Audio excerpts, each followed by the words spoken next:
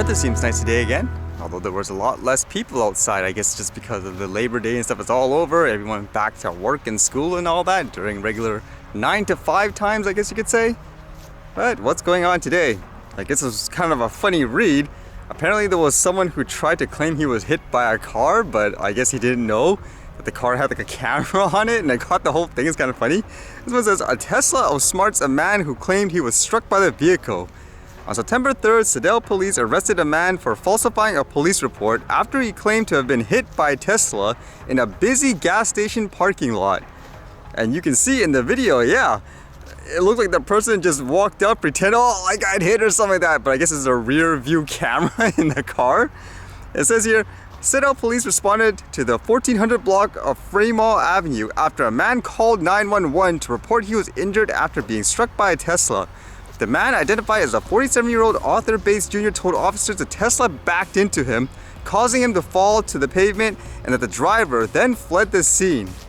So apparently, according to this, it was claiming leg and back injury. I guess they hunted down the Tesla driver, and with the video evidence, they proved the guy was lying. Man, to the extreme people will go just to lie about something to get, I would assume, compensation and money and all that. And this one was kind of interesting too. Are drone parachutes going to be a standard, so to speak? I know they're available in a lot of places already, but a lot of people actually don't use it just because of, I guess, one, the cost, and I guess ironically, if you attach this stuff to, like, say, a light drone, then all of a sudden it could be considered, oh, it's too heavy, it would be like illegal, for example. This one says, certified drone parachutes launched in India. Paras Aerospace India, a subsidiary of Paras Defense and Space Technologies Limited, announces exclusive partnership with ParaZero Israel, a global specialist of drone safety systems. Various systems have already received compliance from international body ASTM as per standard specification for small unmanned aircraft system parachutes. This internationally accepted certification enables the system to extend unmatched safety. I never used one before, but apparently the way it works is you attach this device to a drone, and essentially if it falls, I guess it detects things like the speed, and with that a parachute will come out. I know here at least, if you have like a parachute attached, depending on the model of drone you fly and stuff like that, then technically you can fly huge drones over people. I believe today is supposed to be the federal election debates in English. I'm gonna have to watch it because it is that time to vote. It's probably just gonna be a bunch of people lying and so forth, and then people judging things emotionally.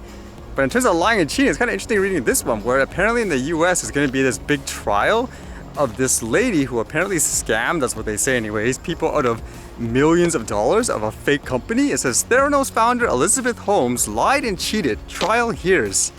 Just think of how crazy she got away with this, if that's what you want to say, in terms of her company, because everyone assumed the way she dressed, talked, she was like a Steve Jobs. Because it says here, Miss Holmes, who founded Theranos in 2003, aged 19, was dubbed the world's youngest self-made female billionaire and the quote, next Steve Jobs, thanks to her technology. However, she fell from the grace in 2015 when it emerged her blood testing devices did not work, and Theranos was doing most of its testing on commercially available machines made by other manufacturers. She was doing things like TED Talks, and there's even like these articles saying how if you look at it nowadays, it's really painful or infuriating, as this one says, to actually see all the lies, I guess you could say. And some people were kind of claiming too the reason why she was able to, I guess, pass the lie on for so long, if that's what you want to say, is because people were so desperate in wanting to, I guess, believe the person was who they said they were, because they also needed things as well as more females, like in the tech space. So there's so much benefit of the doubt, regardless of the fact where there were apparently experts saying, what are you guys investing in? There's nothing there. People just ignored it in general. And the more crazy thing, I think, is during this time, people are claiming, just to show how potentially maybe she's trying to manipulate the situation as well. It says during these trials, she became pregnant, and people are suggesting that she became pregnant because it would lessen, I guess, the penalty if she ends up being guilty, because a pregnant person is not going to have as harsh punishments in the eyes of, I don't know, the judge or something like that. If that's true anyways, that's kind of really, I don't know, sinister if that's true. It just makes me think in any industry. I mean, I even said myself, like, especially with things like drones and stuff, it's so new. It just seems like a lot of the regulations are based on commercial interests. There's so many fake gurus and stuff like that. They probably follow like the same blueprint as this in terms of lying and trying to just weasel their way around to make money. It's surprising to me anyways, in terms of how many people actually get away with it.